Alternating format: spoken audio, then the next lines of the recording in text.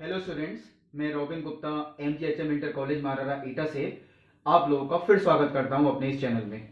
आज मैं आपको बताता हूं एनसीईआरटी की प्रश्नावली 4.4। उसमें आपको ये चीज केवल सिखानी है कि किसी सारणिक के उप सारणिक और सहखंड, उसे सहगुणनखंड भी कहते हैं, वो किस तरीके से निकालते हैं, चाहे वो 2 गुणा 2 क्रम का सारणिक है या 3 गुणा 3 क्रम का सारणिक है। तो सबसे पहले मैं शुरुआत करता हूं 2 गुणा 2 क्रम के सारणिक से। इसमें क्योंकि 4 अवयव होते हैं तो इसके 4 ही उपसारणिक होते हैं और 4 ही सहगुणनखंड या सहखंड होते हैं। सबसे पहले मैंने लिखा M11। M का मतलब मैं बता देता हूं, यानी कि माइनर, और माइनर का मतलब भी होता है उपसारणिक, और C का मतलब कोफैक्टर यानी कि सहखंड। इसलिए मैंने लिखा यहां M। तो जब भी आपको देखें M लिखा हुआ हो तो माइनर यानी कि उपसारणिक, और C का मतलब कोफैक्टर यानी कि सहखंड। तो मैंने आपकी देखी 4 अवयव, जैसे आपको पहले भी समझाया था, M11 यानी पहली पंक्ति और पहला स्तंभ, M12 यानी पहली पंक्ति और दूसरा स्तंभ, M21 दूसरी पंक्ति और पहला स्तंभ, M22 दूसरी पंक्ति और दूसरा स्तंभ। अब इनका मान कैसे लिखना है? बहुत सिंपल है। हम पहली पंक्ति और पहले स्तंभ को छोड़ दें, यानी जो चीज यहां लिखी है उन्हें आपको छोड़ना है बिल्कुल। तो पहली पंक्ति और पहला स्तंभ मैंने छोड़ दिया, बचा क्या? केवल 3। उत्तर आ गया इसका। इसमें पहली पंक्ति दूसरा स्तंभ छोड़ दें, पहली पंक्ति दूसरा स्तंभ छोड़ दिया, बचा 0।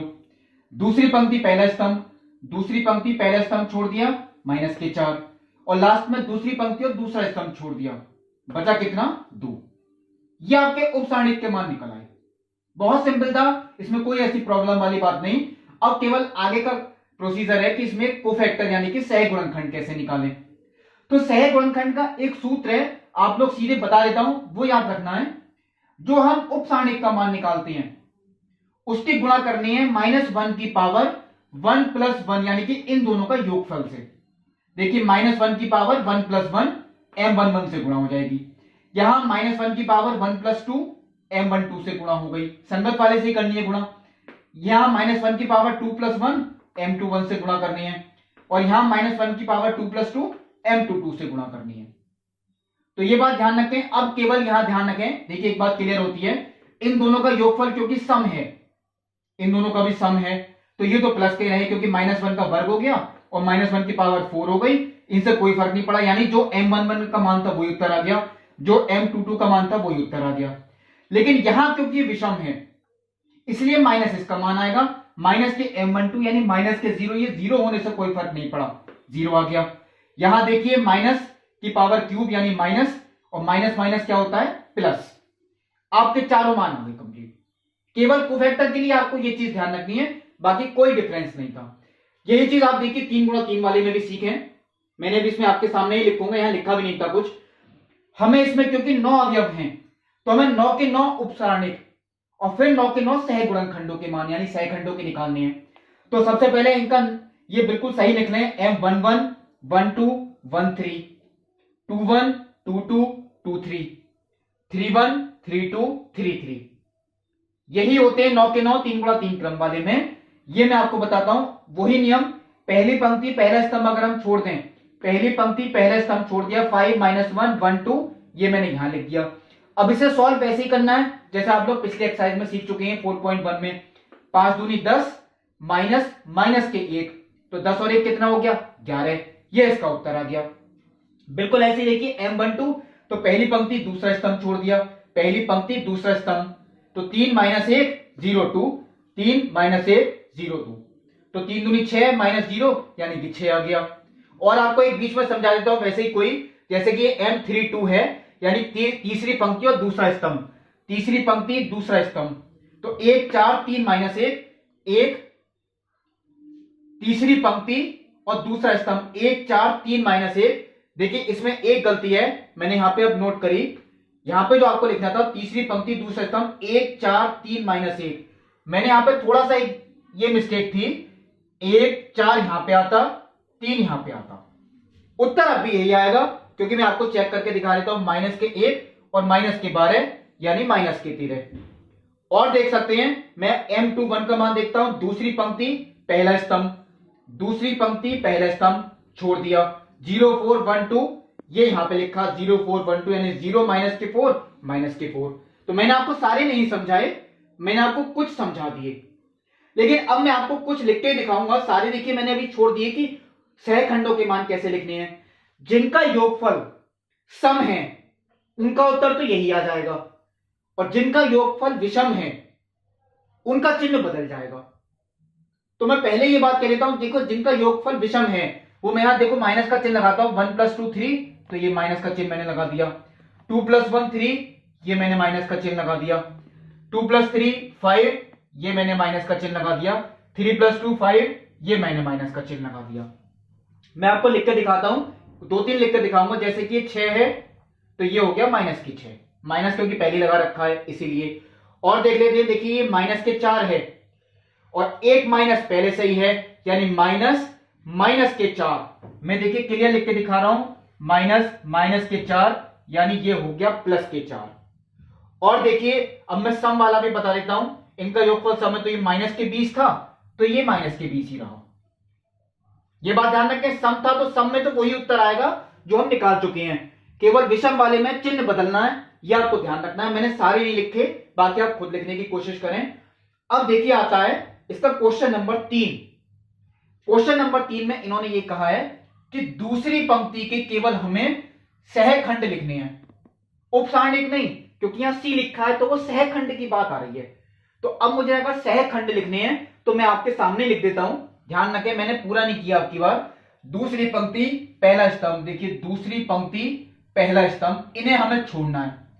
बचे क्या, 3 8 2 और 3, इन चारों पे ध्यान दें। तो 3 3 9 माइनस के 16। अब एक चीज और कर देता हूं, क्योंकि जो विषम है उनसे पहले मैं माइनस पहले लगा देता हूं ताकि गलती ना हो। ये आप लोग भी ये देखिए 2 और 2 4 क्या है, प्लस, नहीं लगा रहे कोई चिन्ह, लेकिन माइनस वालों पर माइनस पहले से लगा देना। अब देखो मैंने इनका निकाला था, तो 3 3 9 माइनस के 16, तो 9 माइनस के 16 हो गया माइनस के 7, लेकिन ये माइनस एक पहले से ही था तो इसका मान हो गया प्लस की 7। अब आते हैं दूसरी पंक्ति दूसरा स्तंभ, इन्हें मैंने छोड़ दिया। 5 8 1 और 3, तो 5 दिया 15 माइनस 8, 15 माइनस 8 कितना बचा, 7, ये मैंने लिख दिया। अब आता है दूसरी पंक्ति और तीसरा स्तंभ, यानी दूसरी पंक्ति छोड़ दी, तीसरा स्तंभ में छोड़ दिया। 5 3 1 2, तो 5 दूनी 10, 10 माइनस 3 कितना बचा, 7, लेकिन यहां पहले से ही माइनस था तो माइनस का 7 ही रहा ये। अब अगर आपसे केवल ये पूछें कि दूसरी पंक्ति के ही केवल आप लिखें सहखंड, तो आपको केवल दूसरी पंक्ति के ही लिख के दिखाने हैं। लेकिन अगर आपसे सब कहेंगे तो सब करके दिखाने हैं। यहां क्योंकि सब कहे थे इसलिए मुझे सब करने पड़े। अब केवल यह आता है, इसी की सहायता से हमें सारणिक का मान निकालना है। तो सारणिक का ध्यान रखते एक सूत्र होता है, इसकी गुणा इसके संगत अवयव से ही होगी, यानी A21 उसकी गुणा C21 से, A22 इसकी गुणा C22 से, और A23 इसकी गुणा C23 से। अब आगे कैसे देखना है मैं आपके सामने करता हूं। देखिए A21 का मतलब जो दूसरी पंक्ति और पहला स्तंभ, दूसरी पंक्ति पहले स्तंभ में अवयव 2 लिखा है तो 2 की गुणा इससे हो जाएगी, यानी 2 × 7, वो तो आता है ये। अब A22 यानी कि 0, और 0 की गुणा वैसे हम किसी से भी करें, चलिए आपके सामने लिख देता हूं क्योंकि इसका मान 7 था, ये मैंने लिख दिया 7। और लास्ट में A23, इसका मान 1 है, इसकी गुणा माइनस के 7 से, तो ये मैंने लिख दिया माइनस के 7, यानी 7 दूनी 14 प्लस 0 तो 14 माइनस के 7, इसका उत्तर आ गया प्लस के 7। उसी के अकॉर्डिंग करें, क्योंकि इन्होंने ये कहा था दूसरी पंक्ति के अनुदिश करें, तो हमें दूसरी पंक्ति के अनुदिश करना है। अब आता है देखिए इसका अगला क्वेश्चन, वो तीसरे कॉलम के अकॉर्डिंग करना है। तो मैंने देखिए वो क्वेश्चन कॉपी नहीं किया है। जब मैं तीसरे कॉलम का अकॉर्डिंग करूंगा मैं सारणिक का प्रसार, तो मैंने ये सीधा लिख दिया है वाई जेड, मैंने तीसरे कॉलम पर ही लिया है Y Z, Z minus Y लिख दिया, फिर माइनस के जेड एक्स, क्योंकि प्लस माइनस प्लस यही होते हैं, आपको क्रम भी पता है। मैंने इसलिए करके दिखाया ये, आप लोग इसका उत्तर अगर यही छोड़ जाते हैं वो बिल्कुल गलत है। हमें इसका उत्तर लाना देखिए गुणनखंडों के रूप में, जो आप लोग 4.2 में कर चुके हैं। तो ये मैंने देखिए पहले लिख दिया, ये तो आप लोग भी लिख सकते थे, पहली लाइन मैंने भी लिख के दिखाई। मैंने इनकी गुणा की, वाई जेड स्क्वायर माइनस के वाई स्क्वायर जेड माइनस के जेड स्क्वायर एक्स प्लस के जेड एक्स स्क्वायर, लेकिन इनकी गुणा देखिए मैंने नहीं की है, सिर्फ इसलिए मैं ये कोशिश करूंगा ये y माइनस एक्स जो गुणनखंड है वो इनमें भी कॉमन आ जाए। अब मैं वही चीज सिखा रहा हूं, वो कैसे ला सकते हैं y माइनस एक्स गुणनखंड। देखिए पहला और तीसरा, ध्यान से देखें, पहला और तीसरा इनमें जेड स्क्वायर कॉमन है, तो यहां बचा वाई माइनस एक्स। और जो दूसरा और चौथा है इसमें भले ही जेड कॉमन है, मैंने माइनस के जेड कॉमन लिया, तो यहां बचा Y square minus X square, क्योंकि इसमें वर्गांतर का सूत्र लग के देखिए यही आ गया Y minus X into Y plus X. अब देखिए पूरी पंक्ति में वाई माइनस एक्स कॉमन, बचा क्या Z square, Y minus X देखिए मैंने कॉमन ले लिया, तो माइनस के जेड किससे गुणा हो गई, माइनस के वाई जेड माइनस के जेड एक्स और फिर प्लस के एक्स वाई। अब आता है अगला स्टेप, फिर हमें बाकी के दो गुणनखंड लाने, एक गुणनखंड तो हम निकाल चुके, इन दोनों में z common z minus Y, इनमें minus X common z minus Y फिर कॉमन आ गया, बचा क्या z माइनस एक्स। अब ये क्योंकि सही क्रम में नहीं थे, मैंने पहले ही बताया था ऐसा हो सकता है कि ये विपरीत क्रम यानी माइनस कॉमन लेना पड़े, मैंने इसमें माइनस कॉमन ले लिया, x माइनस वाई हो गया, इसमें भी माइनस कॉमन ले लिया, तो माइनस माइनस क्या हो गया प्लस वाई माइनस जेड, ये सही लिखा हुआ है, ये उत्तर बिल्कुल सही था। तो ये बात ध्यान रखें, जिसके अकॉर्डिंग कहे, यहां R2 के अनुदिश कहा था तो मैंने R2 के अनुदिश करके दिखाया, और यहां C3 के अनुदिश था तो मैंने C3 के अनुदिश करके दिखाया। अब आता है एक क्वेश्चन, देखिए लास्ट में इन्होंने पूछ लिया है केवल बहुविकल्पीय में, इसमें इन्होंने पूछा है कि सारणिक का प्रसार कौन सा ऑप्शन हो सकता है, तो मैंने आपको हिंट दी, संगत अवयव की गुणा संगत सहखंड से ही होती है, अगर ये संगत नहीं होंगे तो वो बिल्कुल गलत है, संगत वाला ऑप्शन ही बिल्कुल सही होगा।